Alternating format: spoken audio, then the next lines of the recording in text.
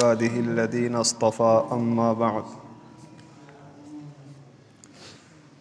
फ़अऊज़ु बिल्लाहि मिनश्शैतानिर्रजीम बिस्मिल्लाहिर्रहमानिर्रहीम रब्बिश्रह ली सदरी वयस्सिर ली अमरी वहलुल उक़दतम मिन लिसानी यफ़क़हू क़ौली सदक़ल्लाहुल अज़ीम।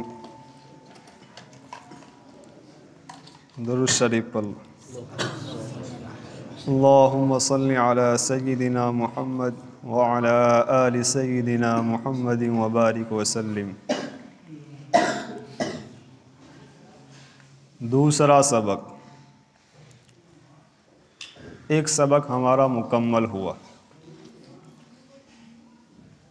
पहले सबक की इब्तिदा अऊज़ु बिल्लाहि मिनश्शैतानिर रजीम से थी। क्यों पढ़ते हैं, क्या मतलब है,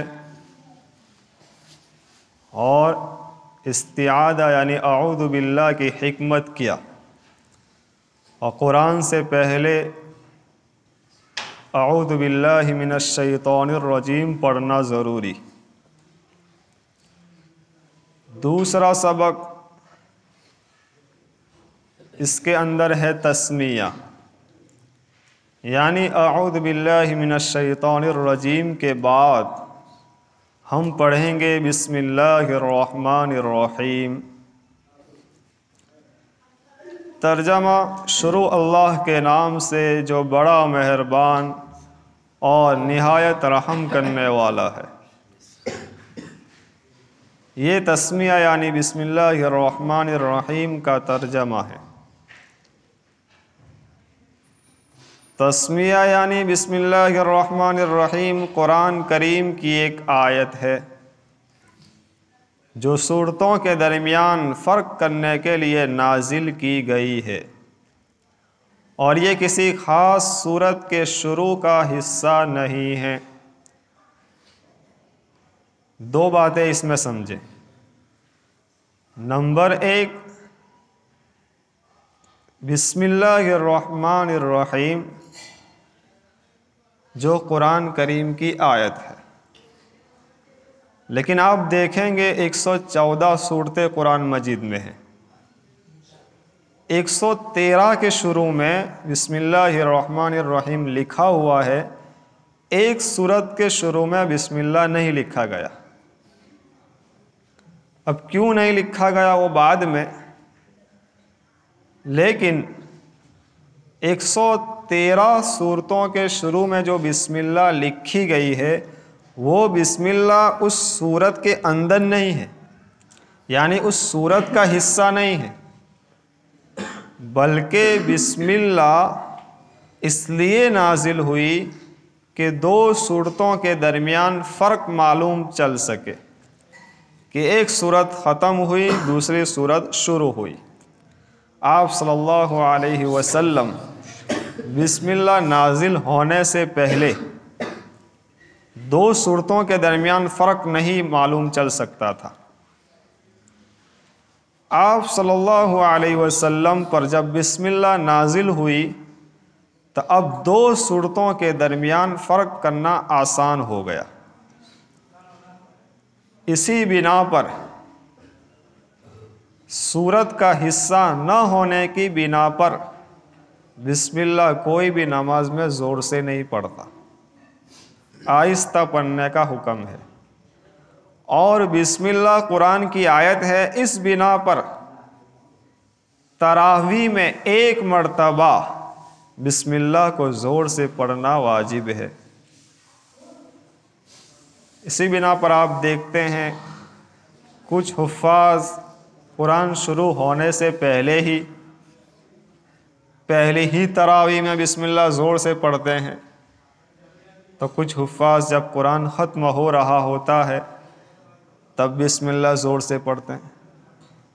यानी कुरान मजीद पूरा जब पढ़ो तो एक मर्तबा बिस्मिल्लाह पढ़ना नमाज में ज़ोर से ज़रूरी।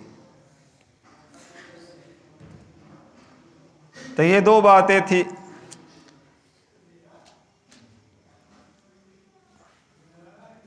अब एक सूरत के शुरू में बिस्मिल्लाह नहीं लिखी गई, वो है सूरत बारात, सूरत तौबा। 10वां सिपारे जहाँ शुरू होता है पाव के बाद, उसमें बिस्मिल्लाह नहीं लिखी गई। उससे पहले सूरत है सूरह अनफाल। सूरह अनफाल के अंदर जो मौजू है, जिन जिन चीज़ों से बहस है, वही चीज़ें सूरह तौबा में भी है, सूरह बारात में भी है। लिहाजा बिस्मिल्लाह की ज़रूरत नहीं है। दूसरी बात, सूरह तौबा में अल्लाह तबारक व ताला का बड़ा गज़ब नाजिल हुआ है कुफ़ार और मुशरिकीन पर। आप सूरह तौबा का मुताला करेंगे तो मालूम चलेगा, पूरी आयतें इन मुशरिकों ने जो गद्दारी की थी मुसलमानों से, उसके बाद फिर उनसे लड़ने का हुक्म दिया गया, जिहाद का हुक्म दिया गया। तो अब बिस्मिल्लाह के अंदर तो सरापा रहमत, तर्जमा ही देखिए आप बिस्मिल्लाह का। शुरू करता हूँ अल्लाह के नाम से जो बड़ा मेहरबान निहायत रहम वाला है। अब इतना बड़ा मेहरबान निहायत रहम वाला, अब बिस्मिल्लाह पढ़ के सूरत का मौजू है तो जिहाद का, लड़ाई का, क़िताल का। अब रहमत और क़िताल कोई मैच नहीं हो पा रहा, लिहाजा यहाँ बिस्मिल्लाह नहीं है। मसला क्या साबित होगा? लेकिन सूरह अनफाल पढ़ते पढ़ते पढ़ते आप सूरह तौबा तक पहुँचे, 9वां सिपारा ख़त्म, 10वां शुरू हुआ। अब ये सूरत आ गई तो आप भी बिस्मिल्लाह नहीं पढ़ेंगे, सीधा बराअतुम मिनल्लाहि शुरू। लेकिन आप तिलावत शुरू ही कर रहे हैं सूरह तौबा से, जिसके शुरू में बिस्मिल्लाह नहीं लिखी गई। आपने पढ़ना ही शुरू सूरह तौबा से किया, तो अब आऊज़ु बिल्लाह यानी आऊज़ु बिल्लाहि मिनश शैतानिर रजीम भी पढ़ेंगे और बिस्मिल्लाह भी पढ़ेंगे। यहाँ बिस्मिल्लाह हम इसलिए पढ़ रहे हैं कि अल्लाह तबारक व ताला की बरकत शामिल हो जाए, समझे?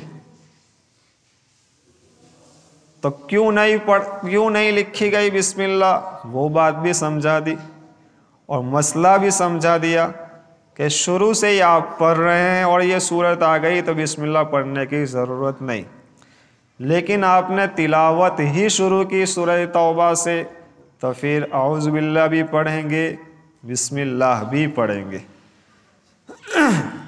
बिस्मिल्लाह क्यों नहीं लिखी गई? कि भाई क़िताल, लड़ाई और रहमत का कोई जोड़ नहीं है, कोई ताल्लुक़ नहीं है। इसी बिना पर आप देखिए, खाने से पहले तो बिस्मिल्लाह है, इसमें अल्लाह तबारक व ताला की बरकत शामिल हाल होने के लिए। लेकिन जहाँ जानवर ज़बह करते हैं वहाँ बिस्मिल्लाहिर्रहमानिर्रहीम नहीं है, बिस्मिल्लाह है लेकिन बिस्मिल्लाह ही अल्लाहु अकबर है। चूँकि रहमान और रहीम जो दो नाम है बिस्मिल्लाह के, अल्लाह तबारक व ताला की, अब जानवर को ज़बह कर रहे हैं, कत्ल कर रहे हैं, अब उसमें रहमत और रहमान का कोई जोड़ नहीं बैठता। इसी बिना पर वहाँ बिस्मिल्लाह भी अलग है कि बिस्मिल्लाह ही अल्लाहु अकबर। समझ गए? तो बिल्कुल सूरत के शुरू में भी जो बिस्मिल्लाह नहीं है, इसलिए कि इस सूरत के अंदर अल्लाह तबारक व ताला का बड़ा गज़ब है, मुशरिकों पर क़िताल का हुक्म दिया गया है, जिहाद का हुक्म दिया गया है। लिहाजा यहाँ भी बिस्मिल्लाह का कोई जोड़ नहीं बैठ रहा। तब उसका हुक्म भी समझा दिया। बिस्मिल्लाहिर्रहमानिर्रहीम इतनी अजीम आयत है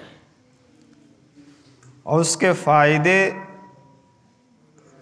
उसकी बरकत ज़िंदगी में बहुत ज़्यादा है। खुद नबी करीम सल्लल्लाहु अलैहि वसल्लम ने फरमाया एक हदीस में, कुल्लु अमरिन ज़ीबालिन ला युब्दअ फी बिस्मिल्लाहिर्रहमानिर्रहीम फ़हुवा अक़तअ। यानी हर वो काम जो जायज़ हो, बिस्मिल्लाहिर्रहमानिर्रहीम से शुरू ना किया गया, फ़हुवा अक़तअ, तो वो आपका काम अधूरा रहेगा। देखा, अगर काम हो भी गया आपको तसल्ली नहीं होगी, काम हो भी गया जैसा होना चाहिए वैसा नहीं होगा, काम हो भी गया नुकसान होगा। तो हर जायज़ काम जिसमें आपने बिस्मिल्लाह को छोड़ दिया, जब नबी ने कह दिया फ़हुवा अक़तअ, वो अधूरा रहेगा। ज़रूर बिल ज़रूर किसी न किसी पॉइंट से आपको नुकसान दिखाई देगा। तो हर काम जो जायज़ हो इससे पहले बिस्मिल्लाह की आदत बनाइए। आप ज़रा बिस्मिल्लाह पर गौर व फिक्र करो कि बिस्मिल्लाह अल्लाह ताला के नाम से, बा माना साथ, इस्म माना नाम, और एक इस्म के माना आता है बरकत, यानी अल्लाह ताला की बरकत से। अब जब किसी काम में अल्लाह तबारक व ताला से आपने मदद मांग ली, अल्लाह तबारक व ताला की बरकत शामिल कर ली, तो फिर उस काम में कैसे बरकत नहीं होगी। इसी तरह बिस्मिल्लाह के अंदर हम देखते हैं 19 हरूफ है, बा, सीन, मीम, ये सब शुमार करोगे तो 19 नाम होंगे। अब जहन्नम के फरिश्ते भी 19 है, जहन्नम पर जो वॉचमैनी कर रहे हैं वो भी 19 है। मुफस्सिरीन ने यहाँ एक नुक्ता लिखा कि जो शख्स बिस्मिल्लाह की कसरत रखेगा, कसरत के साथ, ज़्यादती के साथ बिस्मिल्लाह पढ़ता रहेगा, एक एक फरिश्ते के मुकाबले में एक एक हर्फ आ जाएगा और जहन्नम से आप बच जाएंगे, जहन्नम से आप बच जाएंगे। कितना ज़्यादा फ़ायदा। बिस्मिल्लाहिर्रहमानिर्रहीम 4 लफ्ज़ से बना है। एक है इस्म, एक है अल्लाह, एक है रहमान और एक है रहीम। और इंसान जिंदगी में गुनाह भी 4 ही किस्म के करता है।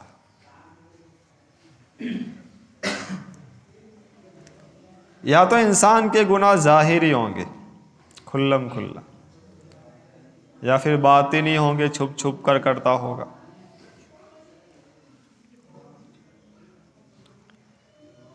तो ये 2 किस्म के गुनाह हुए। दूसरे गुनाह जो 2 किस्म के हैं, या तो इंसान दिन में गुनाह करता है या फिर रात में गुनाह करता है। गुनाहों की यही 4 किस्में होगी।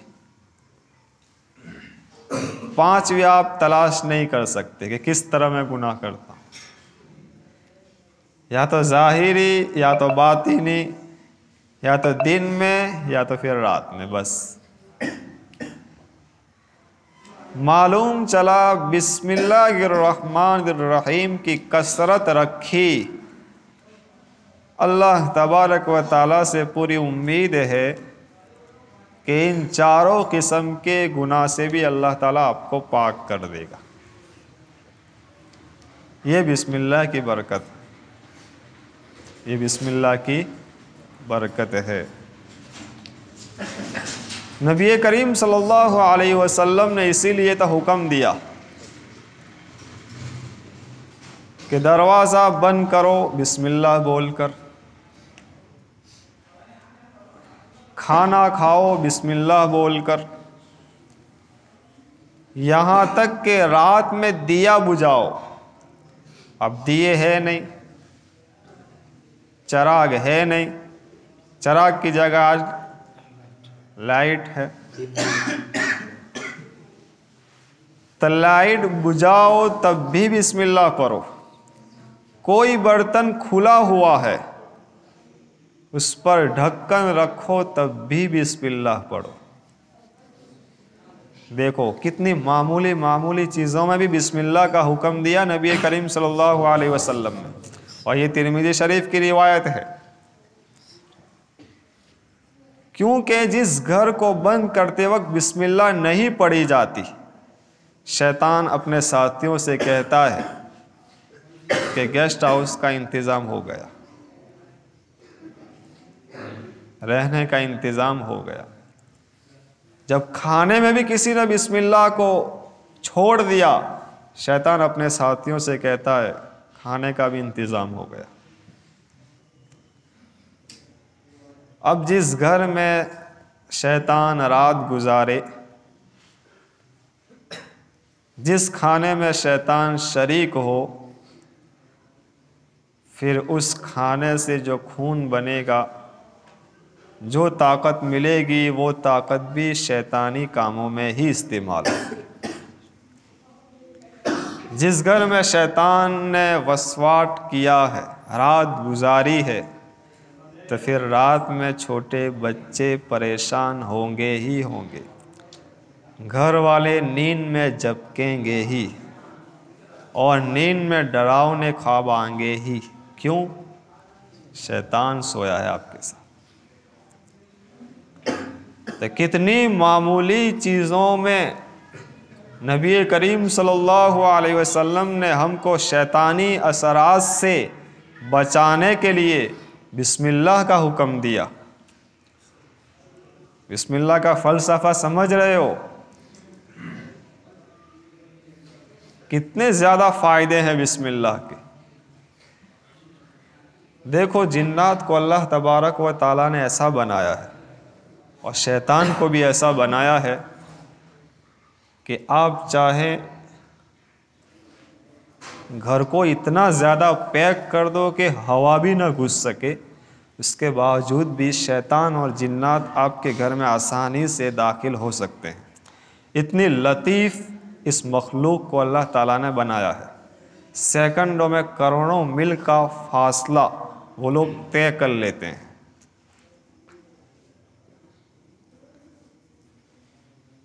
तो अब इन शयातीन और जिन्नातों से महफूज रहने का एक ही आपके पास इलाज है कि अपना घर जब बंद करो, जब भी घर खोलो, दुकान को खोलो, दुकान बंद करो, बिस्मिल्लाह की आदत बना लो।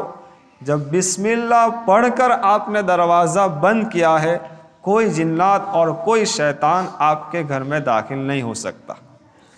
जब दाखिल नहीं हो सकता तो फिर ये शिकायत नहीं रहेगी कि घर में कोई दिखाई देता है, बच्चे परेशान है, रात में छोटा बच्चा ऐसा होता है, उसको इतना ज़्यादा रोता है। ये हमारी भूल होती है,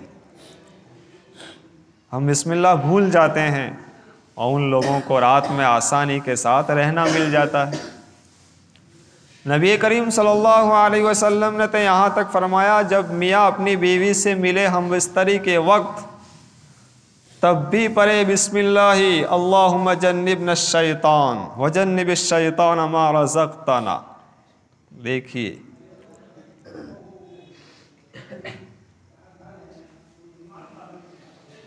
कि उसके अंदर भी शैतान शामिल होता है। अल्लाहुम्मा जन्निबना शैतान, अल्लाह इस शैतान से बचा लीजिए जो कुछ भी आप मुझे औलाद के रूप में देने वाले हैं, लड़का हो या लड़की।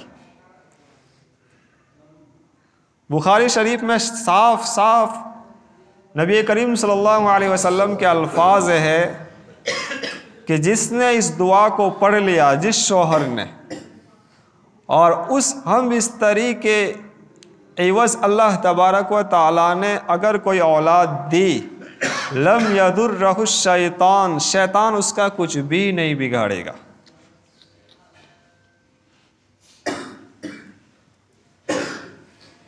लिहाजा जो इतनी शिकायतें हैं, औलाद नाफरमान है,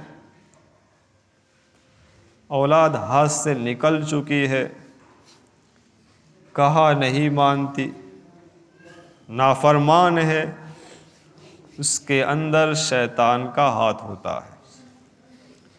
चूँकि शैतान की सिफत है सरकश, बदमाश, तो आपका जो नुत्फ़ा गया है उसी नुत्फ़े के साथ शैतान भी फारिग हुआ। लिहाजा शैतानी असरात उस बच्चे या बच्ची में आए। लिहाजा आदत बनाओ बिस्मिल्लाह की, हर जायज़ काम से पहले बिस्मिल्लाह बिस्मिल्लाह ज़ोर से पढ़ने की आदत बनाई तो फिर इंशाअल्लाह आपकी आदत बन जाएगी। खाने बैठो एक मर्तबा ज़ोर से बिस्मिल्लाह पढ़ो ताकि घर वालों को भी बिस्मिल्लाह याद आ जाए। घर का दरवाज़ा बंद करो, बिस्मिल्लाह बोलो, घर से निकलो, बिस्मिल्लाह बोलो, दुकान को आप खोलो, बिस्मिल्लाहिर्रहमानिर्रहीम पढ़कर खोलो, और तर्जुमे पर गौर करो कि ये दुकान खोल रहा हूँ अल्लाह के नाम से जो निहायत मेहरबान रहम करने वाला है। इसके बाद फिर आपको घाटा नहीं होगा। माल खरीदने गए, बिस्मिल्लाह बोलो, नुकसान नहीं होगा इंशाअल्लाह।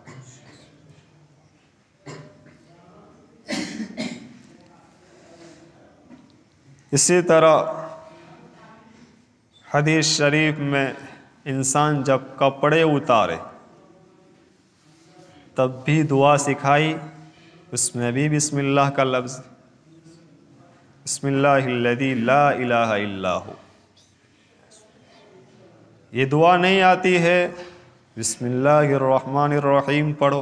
क्या फरमाया नबी ने? शयातीन और इंसान के बदन के दरमियान अल्लाह तबारक व ताला एक पर्दा डाल देते। अब जिस शख्स ने कपड़े उतारते वक्त बिस्मिल्लाह को पढ़ लिया, अब जिन्नात और शैतान आपका जिस्म नहीं देख सकते। लिहाजा जिस्म को उसने नहीं देखा तो फिर छेड़खानी की कोई शिकायत ही नहीं। बच्चों में जो ज़्यादातर शिकायत होती है जिन्नातों की, इसका अक्सर सबब यही होता है। लिहाजा माँ बहनों को ज़रूर इस बात की आदत डलवा हो कि कपड़े चेंज करते वक्त बिस्मिल्लाह ज़रूर पढ़ा करें।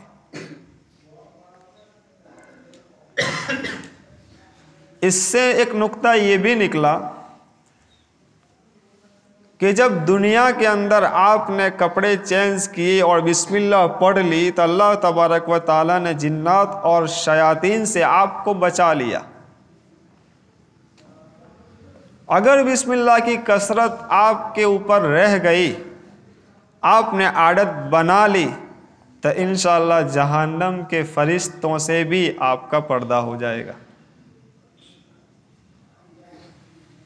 समझ गए बात? बिस्मिल्लाह में बड़ी जान है, क्योंकि अल्लाह तबारक व ताला ने जो कुरान शुरू किया वो बिस्मिल्लाह से किया, और रहमत के दो सेगे, दो नाम अल्लाह तबारक व ताला लाया, रहमान और रहीम। वरना कोई और सिफत से भी तो शुरू कर सकता था, बिस्मिल्लाह वाहिदिल कहार। लेकिन एक कायदा समझो कि अगर कोई ख़त और कोई लेटर या कोई मैसेज आपके पास आए तो शुरू की एक दो लाइन से आप पता लगा लेते हैं कि ये खैर खाई वाला लेटर है या गुस्से में लिखा गया है। लगा लेते हैं ना पता। प्यार भरे अल्फाज शुरू में लिखे हुए हैं, आप फ़ौरन समझ जाते हैं कि जिसने लेटर भेजा है, जिसने मैसेज भेजा है, ये मेरा खैर ख्वाह है। अल्लाह तबारक व तआला ने कुरान शुरू किया बिस्मिल्लाहिर्रहमानिर्रहीम से, समझ लो अल्लाह तबारक व तआला का हमारे बारे में खैर ख्वाही का ही मामला है। समझे? दो लफ्ज़ इस्तेमाल किया, रहमान और रहीम। रहमान जिसके रहम की कोई इंतहा ना हो, रहमान का ताल्लुक दुनिया से है, रहीम का ताल्लुक आखिरत से है। रहमान जिसकी रहमत आम हो, खास ना हो, सिर्फ मुसलमानों के साथ नहीं।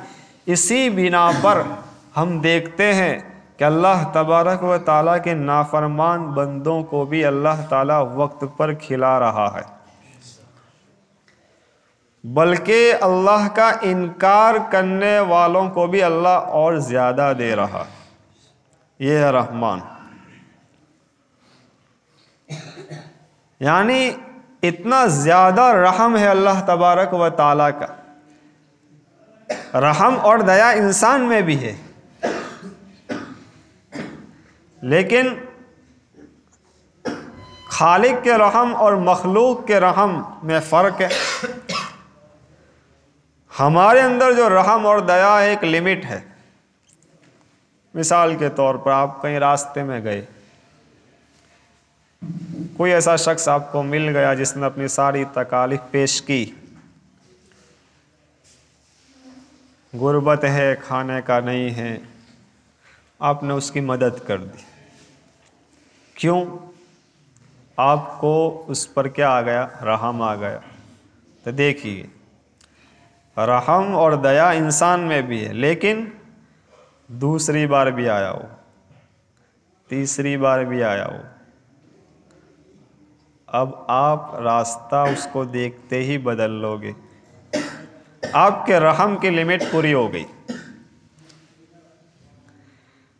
लेकिन अल्लाह तबारक व तआला का रहम आप देखिए, इसी बिना पर तो 70 साल की उम्र में, यानी 70 साल का बूढ़ा भी अगर सच्चे दिल से अल्लाह ताला से तौबा मांगे और अपने गुनाहों की माफ़ी मांग ले, तो अल्लाह ताला ऐसा नहीं कहता कि अब आए हो, जब जिस्म के अंदर कोई ताकत नहीं रही, कोई टोन और कोई ऐसा लफ्ज़ नहीं जिससे इंसान को दुख हो, बल्कि उस वक्त भी अल्लाह तबारक व ताला माफ़ कर देता है।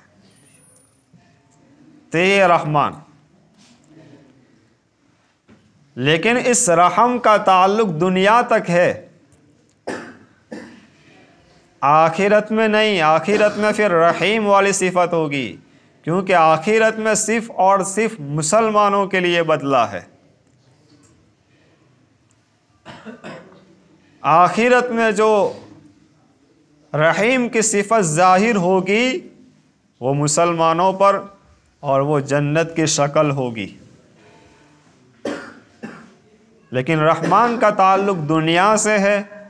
इस बिना पर चाहे जो लोग अल्लाह को मान रहे हैं उनको भी मिल रही है रोज़ी, जो अल्लाह को नहीं मान रहे उनको भी अल्लाह ताला दे रहा है। तो रहमान का ताल्लुक दुनिया से है, रहीम का ताल्लुक आखिरत से है।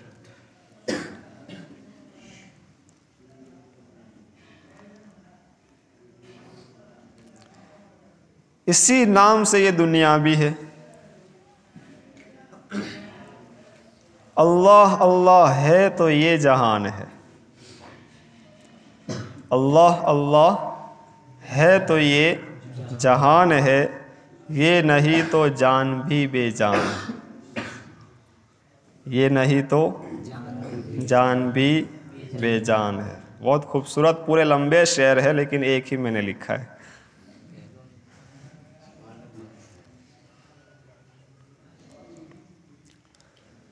तो मेरे अजीज़ों, बिस्मिल्लाह की आदत बनाओ, उठते बैठते। एक वाक़या है हज़रत अबू हुरैरा रज़ियल्लाहु ताला अन्हु का बिस्मिल्लाह के मुताल्लिक़। बिस्मिल्लाह की अहमियत आपके दिल में आ जाए, इस बिना पर कह रहा हूँ। बुखारी मुस्लिम वगैरह में भी है, लेकिन उसके अंदर कुछ कमी पेशी है। तर्जमानुस सुन्नह एक किताब है, जिल्द नंबर 4 के अंदर ये पूरा वाक़या है। हज़रत अबू हुरैरा रज़ियल्लाहु ताला अन्हु से नबी करीम सल्लल्लाहु अलैहि वसल्लम ने पूछा, आपके पास कुछ है? तो आपने फरमाया, कुछ खजूरें हैं। आप सल्लल्लाहु अलैहि वसल्लम ने एक मुट्ठी में इस तरह ली तो एक मुट्ठी में 21 खजूरें आई। कितनी? 21। एक एक खजूर पर बिस्मिल्लाह नबी पढ़ते गए, रखते गए, पढ़ते गए, रखते गए। हज़रत अबू हुरैरा फरमाते हैं कि मेरे पास जो 21 खजूरें आई, इस पर कितनी मरतबा बिस्मिल्लाह पढ़ा गया? 21 मरतबा। इससे उलमा ने एक नुक्ता निकाला और खुद हज़रत अबू हुरैरा कहते हैं कि उसके अंदर इतनी बरकत हुई, पूरे काफले वालों ने खाई, लेकिन वो मेरे पास रही।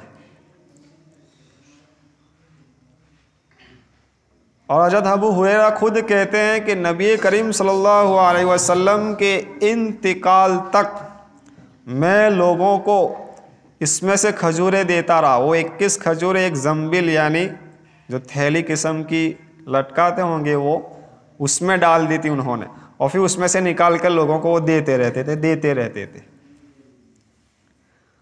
हज़रत अबू बकर सिद्दीक का दौर पूरा ख़त्म हुआ, फिर भी वो जम्बिल में से मैं लोगों को निकाल कर देता ही रहता था।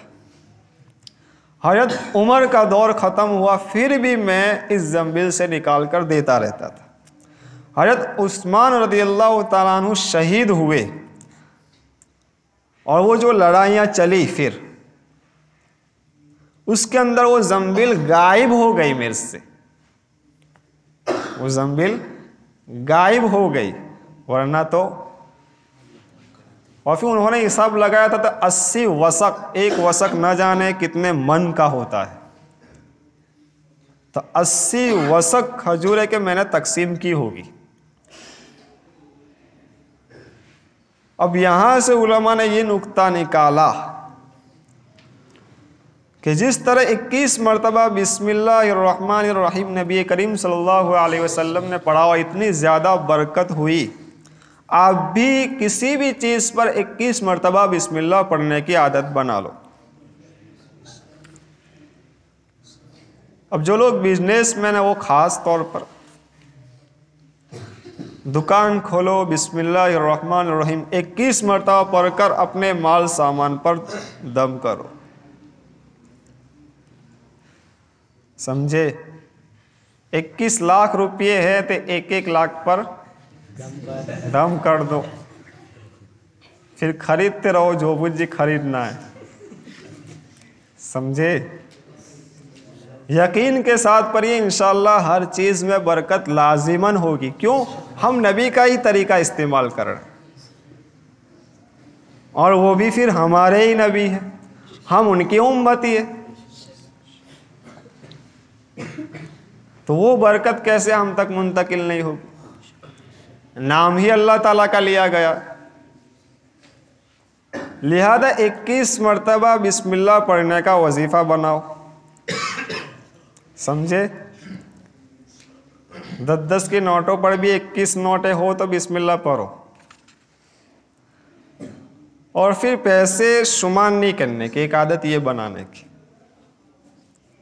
खर्च करने की नौबत आए ना तो देखो मत कि कितने हैं, जितने देने उस हिसाब से दे दो। समझे? तो फिर इंशाअल्लाह हर चीज़ में आपको बरकत नज़र आएगी।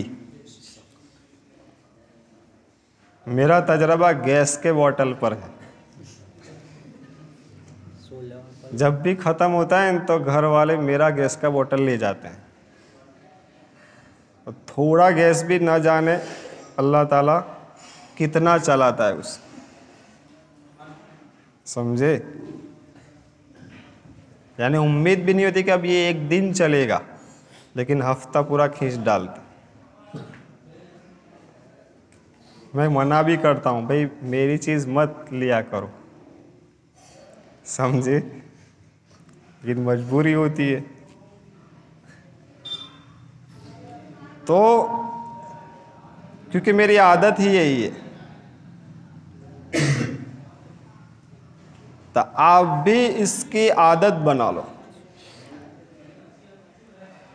गाड़ी में पेट्रोल डलवाया, 21 मरतबा बिस्मिल्लाह पढ़कर फूंक दो। उसके बाद फिर नोट करना, देखो कैसी बरकत होती, समझे। तो एक वजीफ़ा भी मिल गया आपको बिस्मिल्लाह ही की बरकत से।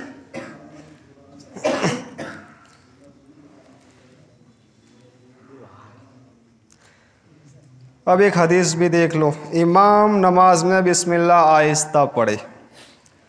अन अनस रदियल्लाहु ताला अन्हु क़ाल सल्लैतु मअ रसूलिल्लाहि सल्लल्लाहु अलैहि वसल्लम व अबी बकरिन व उमर व उस्मान रदियल्लाहु अन्हुम फलम अस्मा अहदन मिनहुम यक़रअु बिस्मिल्लाहिर रहमानिर रहीम। सही मुस्लिम की ये रिवायत है। यानी हज़रत अनस रदियल्लाहु ताला अन्हु से रिवायत है, फरमाते हैं कि मैंने रसूलुल्लाह सल्लल्लाहु अलैहि वसल्लम, हज़रत अबू बकर, हज़रत उमर, हज़रत उस्मान रदियल्लाहु ताला अन्हुम के पीछे नमाज पढ़ी। मैंने उनमें से किसी को भी बिस्मिल्लाहिर रहमानिर रहीम ज़ोर से पढ़ते नहीं सुना। क्या मसला मालूम हुआ? आप नमाज शुरू करो